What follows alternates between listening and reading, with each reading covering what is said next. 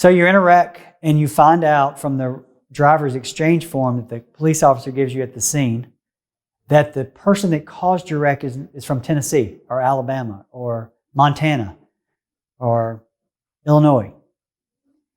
Florida happens to be one of those states that attracts a lot of people from out of state, especially this time of the year with spring, summer, vacations, spring break, annual vacations to the beach, whatever. People passing through town, headed to Orlando. There can be all different ways you become, unfortunately, involved in a wreck with a person from out of town. From a Florida personal injury standpoint, it matters a lot.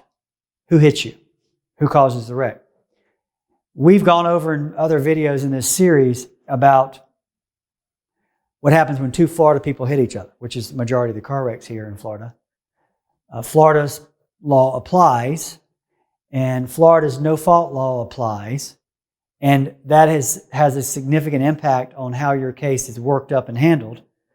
So, as we discussed, Florida law is a no-fault state for the first $10,000, and then after the first $10,000, in order to collect from the at-fault driver in Florida, you have to have a permanent injury.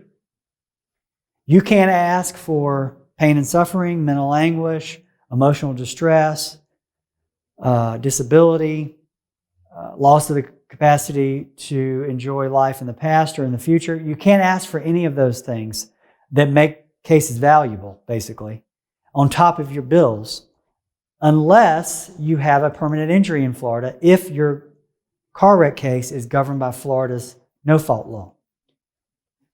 But if you're involved in a wreck that is caused by a person from another state who does not have PIP coverage, they don't have a no-fault law in that state, only a handful do, then the permanent injury gate that bars you from asking for pain and suffering, mental anguish, emotional distress, all those damages that we talked about, goes away.